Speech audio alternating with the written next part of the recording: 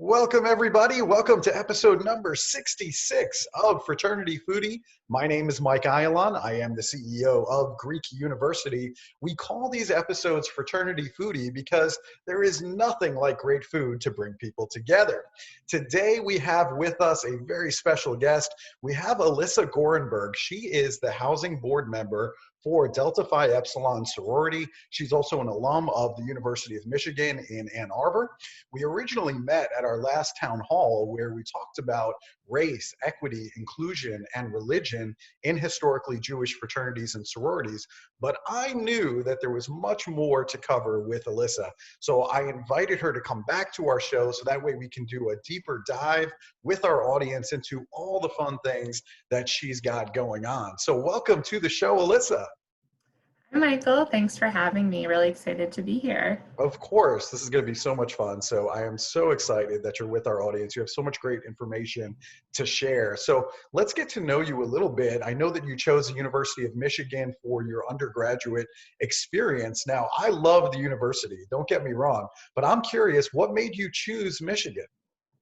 Yeah, it's interesting. When I was in high school and I was trying to pick my undergrad, I applied to a lot of schools out east in the DC area. And I got into all of them and everything was great. And my mom was like, well, just see if you can get into Michigan. Just like try, put in an application. Like it would be fun. As if like filling out another college application is fun. But then I got in and, she brought me out to tour there and I had a really great experience, but I was like, these other schools on the East Coast were, schools that I had been dreaming about for 3-4 years. And then she's like, okay, well, Jewish mom in me, if you, like, God forbid, get into an accident, it's going to take me forever to get to Washington, D.C. If something happens to you in Ann Arbor, I can be out there in 4 hours tops, because she speeds like nobody's business. So I ended up choosing Michigan because I definitely had some like cold feet about being so far away from home. I'm originally from Chicago.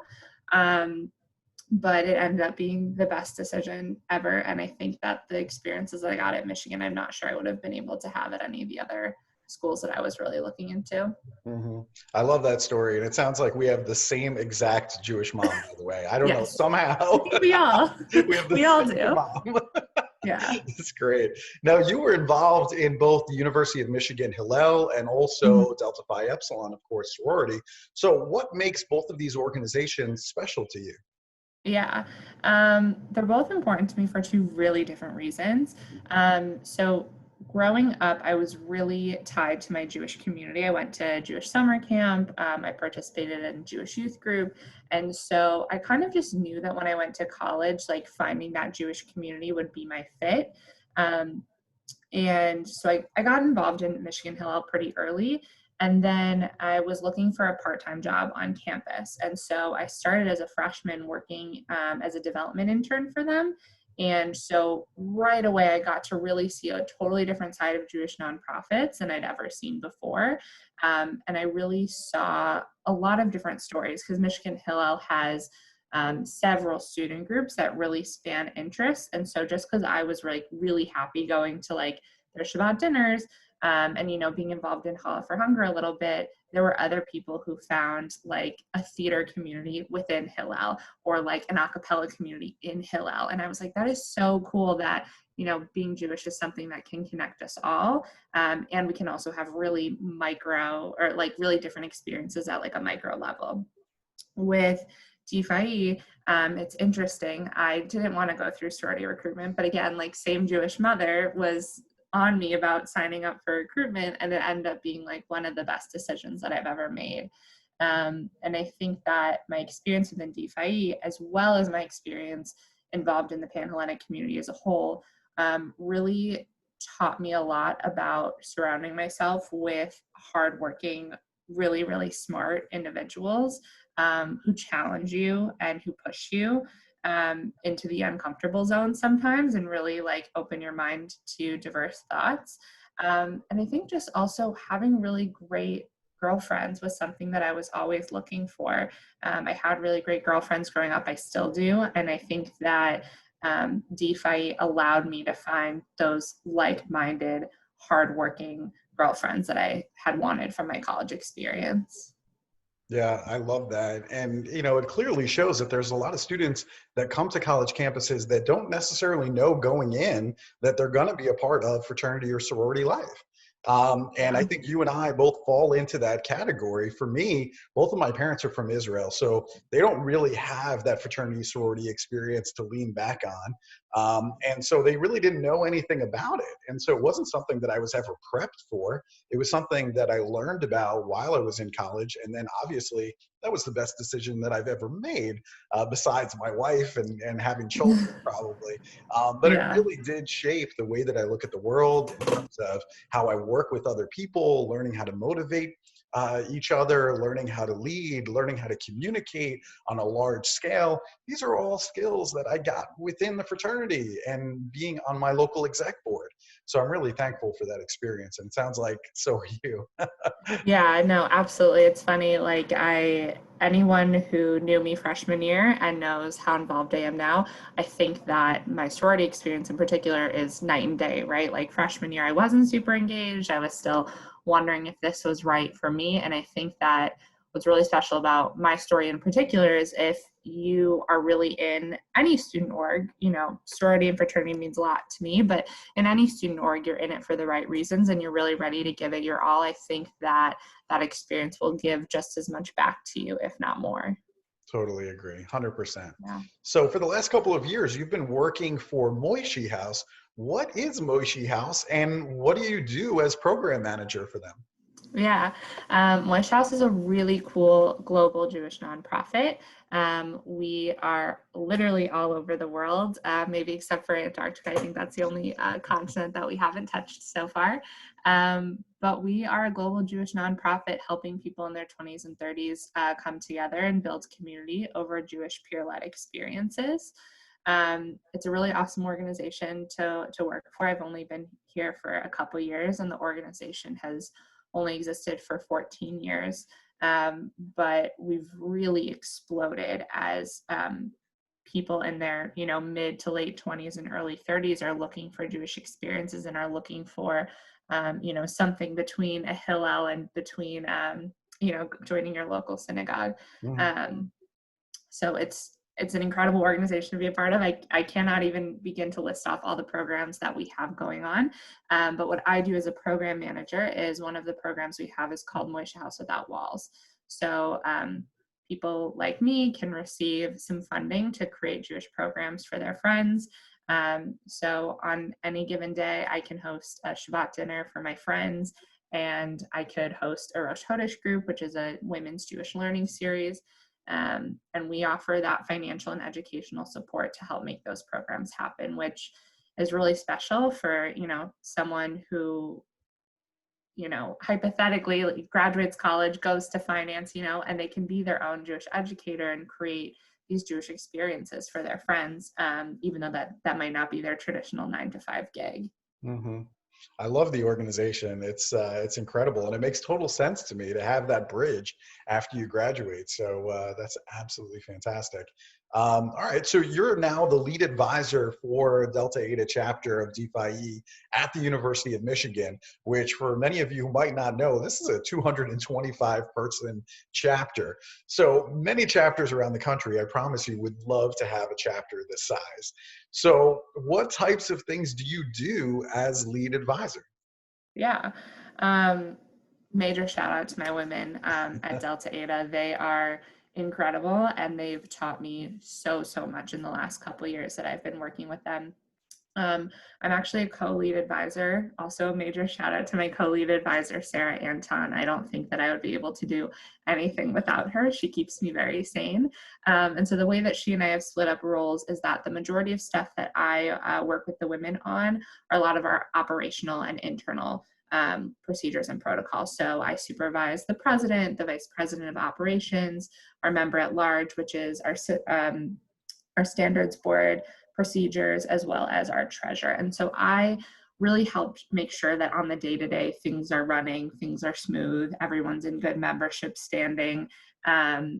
But one of the things that I always tell my women about my advising style, which I think is really important for any advisor to have, is I really want me to be like your biggest cheerleader and your biggest champion and your support system. And the best way that I can do that is for you to be going out into, into the field, so to speak, and working on the ground with the women, and then come to me, when you need support, when you need just an adult like gut check almost. My favorite thing is when there's an issue going on in the chapter that the leadership team is really challenged by, and they come to myself and Sarah and say, this is the issue, and here are like 3 different things that we're thinking about as to like how to solve it. Can we talk about them? Can we unpack them? What are your thoughts? And I really want to help them be the leaders that I know that they can be. This is why Delta-Eta is successful, honestly, is because of the work that you and Sarah are doing with these women. I can't stress that enough, because when I look at chapters around the country and I look at ones that are really successful and ones that are not successful, usually the difference is alumni leadership like you and Sarah and the work that you guys are putting in. It's so critical to have that mentorship, to have some adults that have some experience in the real world to bounce things off of. And unfortunately, today's college students, many times they look for advice in their peers. And, I get that, but there's this whole experience that, you're missing out on. And I think that was really important to me as a college student, was having those adults that I can go to and ask for advice when I didn't know what to do. And that was so critical in terms of my success in college, and then finding my way through this career and job and all of these other things that were all new to me.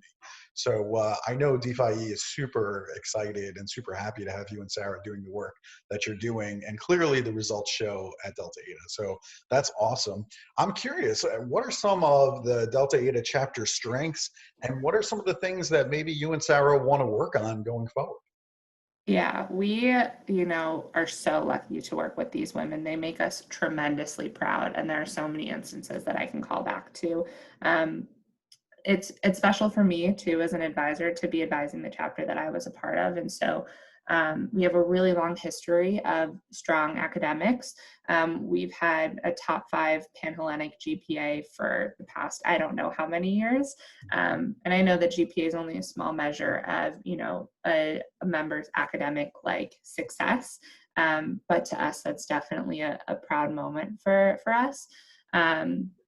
We are also proud of them for their campus involvement. We have a lot of women who are really dedicated to the chapter, but you'd be hard pressed to find a woman in the chapter who's not involved in at least 3 other organizations on campus and taking some sort of major leadership role, which is great, because I think that, whether you're an affiliated or unaffiliated person with fraternity and sorority life at Michigan, our hope is that you always know a really great DeFi woman. And I think most people do, which is really special.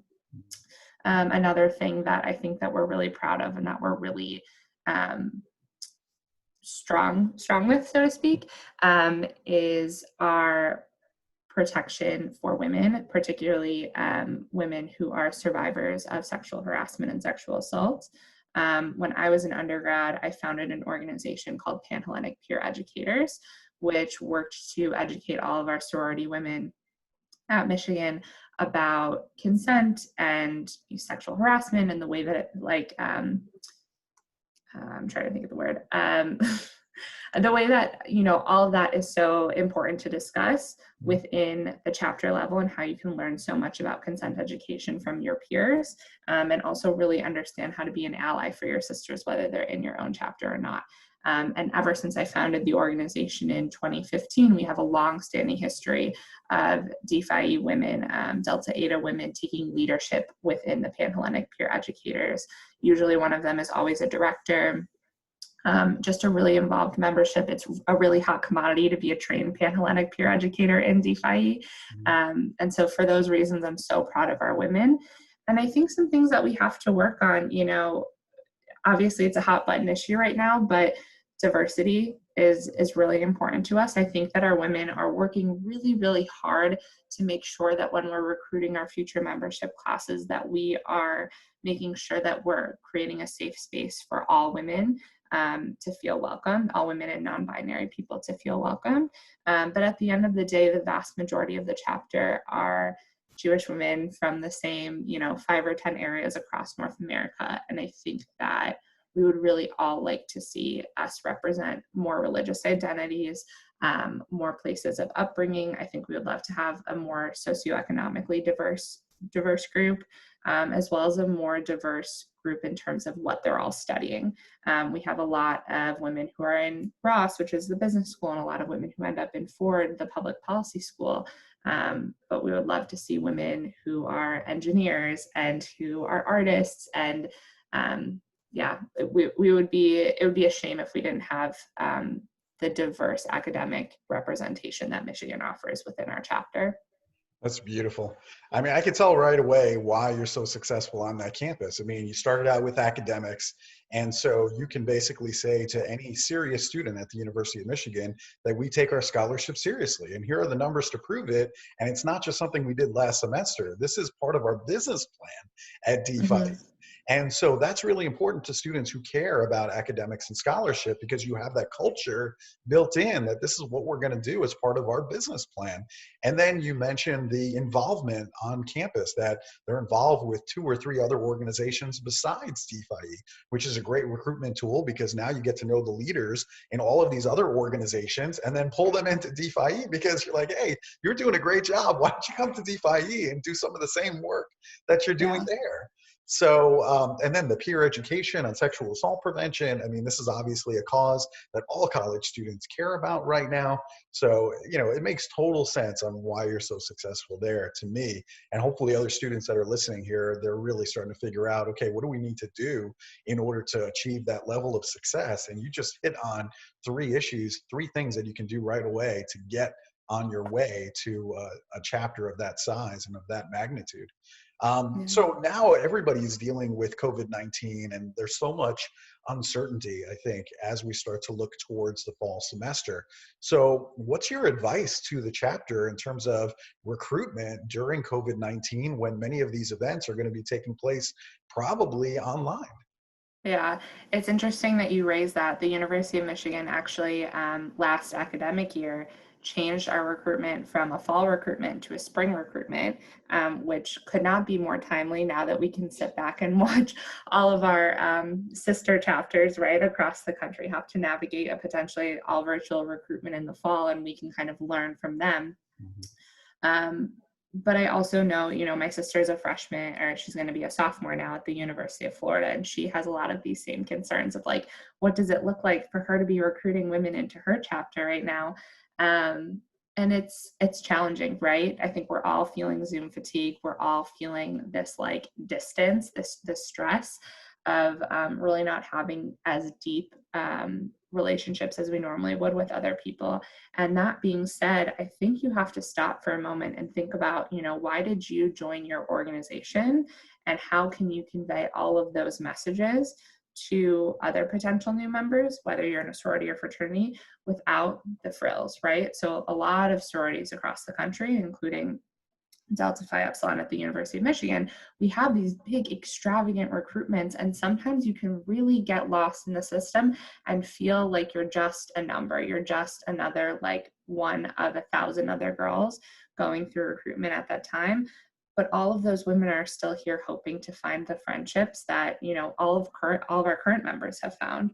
So how do you unpack those same narratives? How do you share how great of a chapter you're in over Zoom?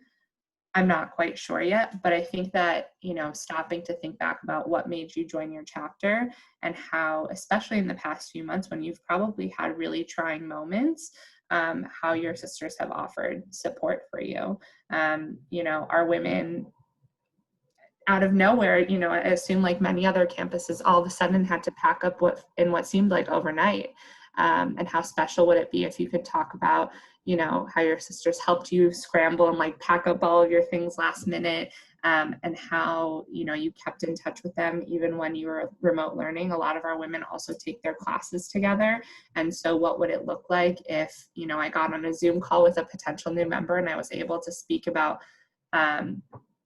my Psych 101 class and how 5 other women all took it with me. And even though we weren't in class together, we still jumped on and did, virtual learnings together. We still, worked on the homework together. We still studied for the final exam together. I think all that stuff is really special, and that stuff doesn't go away, even if the times where you're on the couch at 2 a.m. eating pizza together does.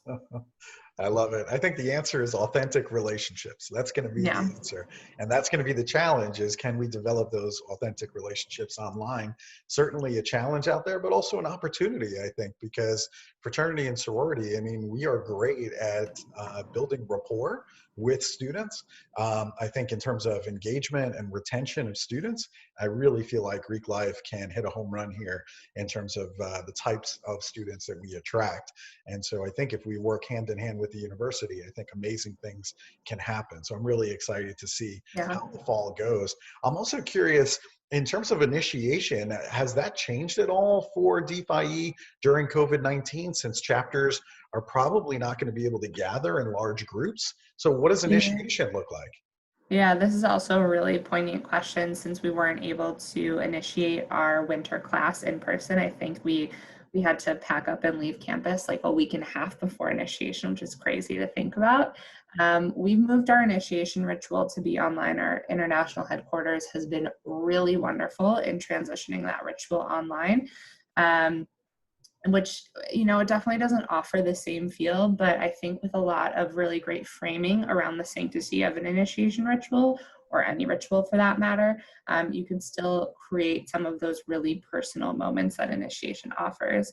And that being said, all of our rituals have been able to, for the most part, been translated to an online experience. We have a really beautiful senior to alumni ritual, which would have happened a little bit earlier on in the pandemic, and unfortunately we didn't have that as well.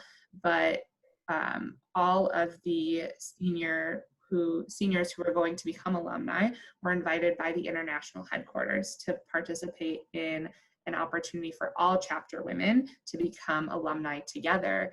And all of the board members, including myself, were able to record really lovely messages wishing the women well, and welcoming them into this new phase of their DPhi membership. And how special is that opportunity, right? How many women go through a senior up to alumni ritual with thousands of other women in the same sisterhood with them at the same time, and also hear messages from a lot of women that you probably wouldn't have met otherwise. So it's changed, but I think that with that change, we're trying to find new opportunities to make it more engaging and more exciting. I think DPhi is going to be successful because you have made those changes, because you do have those systems to try to make something happen online, as difficult as it might be, even though you don't get that same feel. And I certainly understand where you're coming from, but I think it, necessitates us to take a look at our ritual, to take a look at our ceremonies, find a way to engage this winter class that you're talking about, and make sure that they are welcomed into the sisterhood, to get them to be productive members for us going forward, as opposed to maybe losing interest because they're like, man, we're just never going to be initiated, right? Yeah. So I commend you for doing that work to make all of that possible. So you're also the treasurer for the National Housing Corporation at DPhi HQ. So what types of things does the National Housing Corporation do for an organization, if you don't know? Yeah, our National Housing Corporation is, I would say, a little bit more unique in comparison to a lot of the other sorority and fraternity organizations. Oftentimes, houses are overseen by a local housing corporation, where a board of people on the ground, who oversee the facility, are all on the same page about that one chapter facility. Our National Housing Corporation actually oversees all of our properties that all of our women might live in. We don't have too many right now. We're sitting at 9 facilities, but that's really awesome that, a woman who is living in our Gamma chapter at Syracuse University is having a pretty equitable experience to a woman at the Delta-Eta chapter at the University of Michigan. That being said, we are really concerned with the policies in terms of what does it look like to live in a house, and also what kinds of programming is offered because you're in this unique living and learning environment. So things like making sure that study rooms exist, having a committee of women in the house to oversee, the food that you're all eating as a chapter, to make sure that your women are all represented when it comes to the voice of like living in the house. Those are the kinds of things that we oversee. Something really unique that I just started a few months ago is this extenuating circumstances committee, which is a really long way of saying sometimes our women, either right before they move in or while they move in, need to have some sort of change to their contract, whether it be that they realize that living with a large group of people is not going to work for them, mentally or emotionally. Sometimes women have extreme dietary needs and they need to be let out of, let's say the food part of their housing contract. So the committee that I oversee works with these women to find a ground to make sure that they still feel included in a part of the chapter. And we can also work with them on and maybe an amended housing contract so that they can still have as equitable of an experience as possible. That's excellent. You're obviously a very dedicated volunteer, but I also know that there are so many people out there, both men and women, that view their membership as something they did in college, not necessarily a lifelong commitment, which is probably the way that you and I look at our Mhm. organization. So, how do we get more quality alumni like you with the experience that you have to volunteer for our fraternities and sororities going forward? Yeah, that's a really great question. And it's something that I kind of rack my brain about all the time. But I would love to call back to our panel last week where Alex Tate he had to answer the question, how do we ensure that we have non-Jewish representation in our leadership positions in these Jewish organizations? And his answer was, tap them, tell them that they have something special to offer to the chapter, and make them feel that their voice matters just as much as anyone else's. And looking back, that's always what someone did for me anytime that I took on a new leadership role in my chapter, in Pan-Hellenic, in the sorority as a whole. Someone was always tapping me, telling me that they saw potential in me to carry out X, Y, and Z responsibilities. And I think we all have to be committed to that. We all want to see our organizations continue to grow and thrive, and there has to be someone that comes after us. So we can't just think about how we're grooming our members to be great members for their 4 years, right? We also have to think about what kinds of skills do they need to rise to the next level, and also making sure they know we want them at that next level. That's a perfect answer. And you're absolutely right. I mean, Alex Tate is an undergrad at the University of Michigan, ZBT, and somehow he has figured this all out as an undergrad. He is wise well beyond his years. And I am so happy that he was part of our town hall last week. He is just an incredible person. So I'm super glad that he participated. So, what should members of historically Jewish fraternities and sororities be doing when we see so many cases of anti-Semitism happening on college campuses? What should we do? Yeah, this is challenging, and it's also a really heartbreaking question because it's 2020. You would think that we could live in a really equitable and diverse, society where instances of anti-racism, anti-Semitism, or sorry, racism and anti-Semitism wouldn't be taking place. And unfortunately, this is the reality. DeFi are in a really unique position where we were founded by 5 Jewish women with the intention of being a place for all. We're a non-sectarian organization, and we're super, super proud of that. And I would call on all of our organizations to offer a space for our members to process all of these really challenging things, right? There are so many Jewish people in non-Jewish organizations that deserve to have a space to grieve and to process and to be able to lean on their brothers and sisters for support. And, similarly, there are a lot of Jewish men and women in Jewish fraternities and sororities who also need that same space. And so offering that space, making sure that our members are connected to whatever campus resources that they need to be connected to in order to grieve and process is of the utmost importance. And I think the second is making sure that our members are educated, and not just educated about anti-Semitism, right? They also need to be educated about racism. And so another example of how I'm so proud of my women at Delta-Eta, a vast majority of them are Jewish, and they care about anti-Semitism, of course.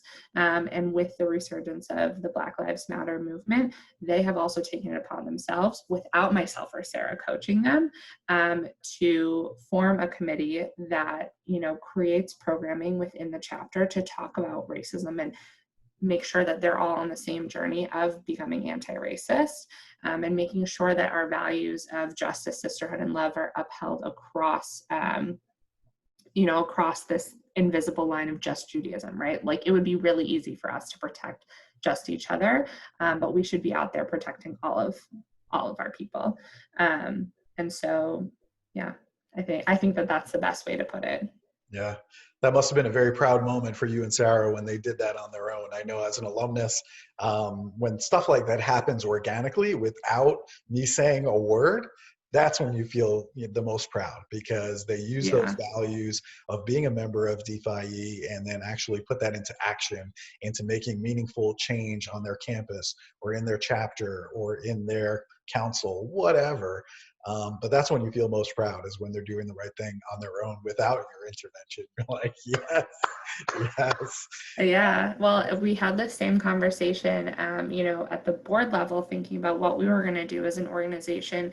And one of the most important things that, we wanted to do was make sure that we took enough steps to provide the resources for all of our active and alumni women to be involved and to be engaged in this conversation, and also make sure that all of our chapter women felt empowered to create whatever change they wanted to see within their own chapter, right? So a lot of our chapters are looking at their bylaws. A lot of our chapters are looking at their programming calendar and figuring out where they can do additional education. And they are all doing this because we told them, it's okay, but we want you to decide what's best for you. We're not in the business of offering a one-size-fits-all model to all 100 plus of our chapters. That's just not how everyone is going to learn best.